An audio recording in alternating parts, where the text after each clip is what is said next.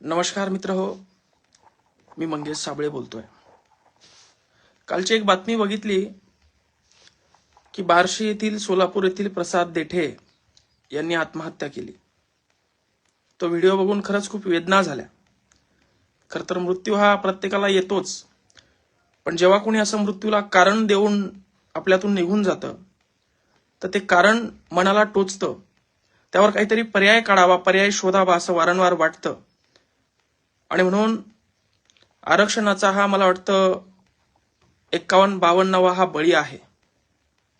मी सर्व मराठा समाजाच्या तरुण बांधवांना विनंती करतो की कोणीही आत्महत्या करू नये.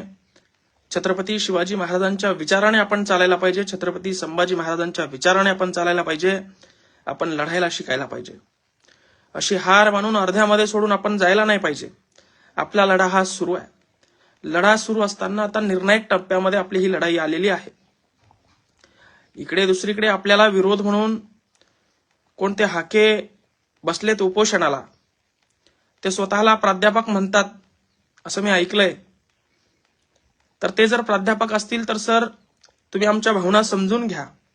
आमचे पोरं आत्महत्या करतायत. 78-80 वर्ष झाले संविधानामध्ये आरक्षणाची तरतूद झाली. 78-80 वर्षामध्ये नेते बदलले, परिस्थिती बदलली, गावखेड्यातली वस्तुस्थिती बदलली. आता बदल हा थोडाफार तुम्हाला करावा लागेल, सहन करावा लागेल. तुम्ही डॉक्टर बाबासाहेब आंबेडकरांचं, महामानव डॉक्टर बाबासाहेब आंबेडकरांचं नाव घेऊन फक्त राजकारण करतायत, राजकारण चमकवतायत. महामानव डॉक्टर बाबासाहेब आंबेडकर यांच्या भावना समजून घ्या, त्या पाठीमागचे कारण समजून घ्या. त्यानंतर 78 वर्षानंतर झालेला बदल तुमच्या लक्षात येईल. त्यांच्याकडे जे हृदय होतं, जी बुद्धी होती, ती बुद्धी तुम्ही अगोदर विकसित करा. तेव्हा तुमच्या लक्षात येईल की आरक्षण मराठा समाजाला का गरजेचं. आणि 78-80 वर्षामध्ये जवळपास कोणी असं उपोषणाला बसलं नाही की यांना काही देऊ नका म्हणून. तुम्ही आमच्या ताटात आमचा असलेला हक्काचा घास आम्हाला भेटू नये म्हणून उपोषणाला बसले. तुमच्या आईला, ताईला, बहिणीला विचारा. खरतर अर्ध्या रात्री 2 वाजता तुम्ही एकटे जेव्हा तिथं बसलेले असाल, तुमच्या मनाला विचारा, आपण हे योग्य करतोय का? एखाद्या समाजाच्या ताटामध्ये माती कालवण्याचं काम आपण करतोय, आपण हे योग्य करतोय का? इतिहास आपल्याला कशा पद्धतीने लक्षात ठेवेल यावर प्राध्यापक हाके सर तुम्ही जरा विचार करा. तुम्ही मोठ्या अभिमानानं उपोषणाला बसलेत आणि राजकीय लोक तुम्हाला पाठिंबा देत आहेत. तुम्ही एक उदाहरण दिलं की आमचं अल्पसंख्याकांचं, ओबीसी बांधवांचे खूप राजकीय पुढारी त्या लोकसभेत, विधानसभेत कमी आहेत. मान्य, आमचे लोक तिथं जास्त आहेत. आमचे पुढारी लोकसभेमध्ये, विधानसभेमध्ये जास्त आहे. मात्र ते आमच्यासाठी काहीच करत नाहीये. 1-2 जर सोडले तर एक ना धड भाराभर चिंध्या अशी गोष्ट या ठिकाणी त्यांची झालेली आहे. खरं असेल तर काय, तुम्ही तरतूद करायची असेल, मागणी करायची तर करा की राजकीय आरक्षण मराठ्यांना देऊ नका. पण शैक्षणिक क्षेत्रामध्ये, नोकरीच्या क्षेत्रामध्ये तुमचे जास्त विद्यार्थी आहेत, तुमचे जास्त तरुण आहेत. आमच्या 188 मराठ्यांसाठी, आमच्या थोड्याफार मराठा खासदारांसाठी 7-8 कोटी तरुणांचं नुकसान आम्हाला नकोय. राजकीय आरक्षण आम्हाला नसलं तर चालतंय, मात्र शैक्षणिक आरक्षण द्या. आम्ही काय मागतोय?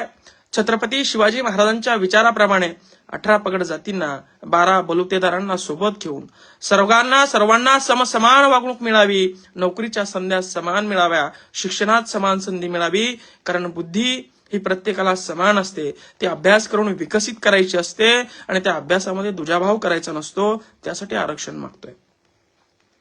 या काही टवळ्या राजकीय पुढाऱ्यांसाठी, यांचं राजकारण चमकवण्यासाठी आमच्या 6-7 कोटी मराठा बांधवांचं नुकसान होता कामा नये. आणि म्हणून आरक्षण हा आमचा हक्क आहे. 78-80 वर्ष झाले आरक्षणामध्ये. आता परिस्थिती बदललेली आहे. मराठा समाजाची परिस्थिती बदललेली आहे. मराठा समाजाचे नेते एक निष्क्रिय आहेत. हे समाजासाठी काहीच करू शकत नाही, हे सिद्ध झालेलं आहे. म्हणून सन्माननीय मनोज दादा या ठिकाणी समोर आलेले आहेत. स्वतःच्या जीवाची चाळणी करून या ठिकाणी ते समाजासाठी लढतायत आणि सरकारला धारेवर धरून प्रश्न मार्गी लावण्याचा प्रयत्न करतायत. मी प्रत्येक तरुणाला विनंती करेल, आम्ही या लढ्यात आपल्या सोबत आहोत. जीवन मरण या लढ्यासाठी जर का आलं तर त्यासाठी आम्ही तयार आहोत. तुम्ही खचून जाऊ नका. हा विजयाचा लढा आपण लढणार आहोत आणि पूर्ण ताकदीने लढणार आहोत. तुमचा पाठिंबा त्यासाठी आम्हाला लागणार आहे.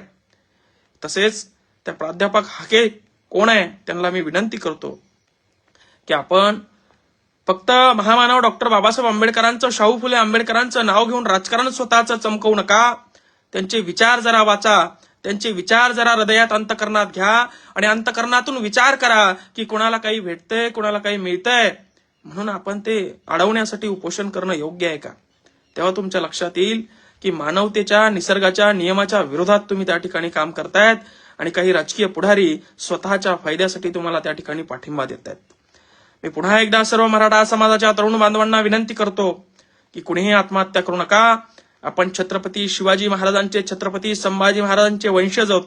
त्यांनी आपल्याला लढायला शिकायलाय. आपण पूर्ण ताकदीनं लढायला हवं. लढता लढता मरण जरी आलं तरी सुद्धा आपण या लढाईमध्ये मागे हटायला नको.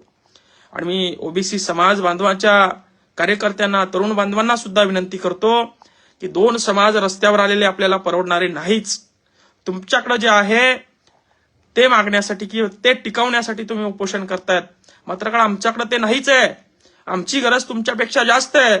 तुम्ही टिकवण्यासाठी लढताय, आम्ही पोट भरण्यासाठी लढतोय, आम्ही मिळवण्यासाठी लढतोय. तर आम्हाला कमी समजू नका. जर का रस्त्यावर येण्याची वेळ आली तर आम्ही सुद्धा पूर्ण ताकदीनं रस्त्यावर येऊ. पण मला वाटतं एक सुशिक्षित नागरिक म्हणून आपण सर्वांनी व्यवस्थितरित्या याच्यावर विचार करून, अभ्यास करून, हाके सर तुमच्यासारखा विचार करणारा, समाजासाठी लढणारा एक जरी आमचा आमदार खासदार त्या लोकसभेत असता तर आज आमच्या बाजूने उभा असताना आमची बाजू त्या ठिकाणी मांडत असता. मात्र आमचे एक ना भारावर चिंध्या अशी वस्तुस्थिती झालेली आहे म्हणून आमची अशी आज व्यवस्था झालेली आहे, अवस्था झालेली आहे. आणि ही व्यवस्था, अवस्था बदलण्यासाठी आम्ही लढणार आहोत. आणि पुन्हा एकदा सर्व तरुण बांधवांना सांगतो, कोणीही आत्महत्या करू नये. आपण पूर्ण ताकदीनिशी लढू. जय जिजाऊ, जय शिवराय.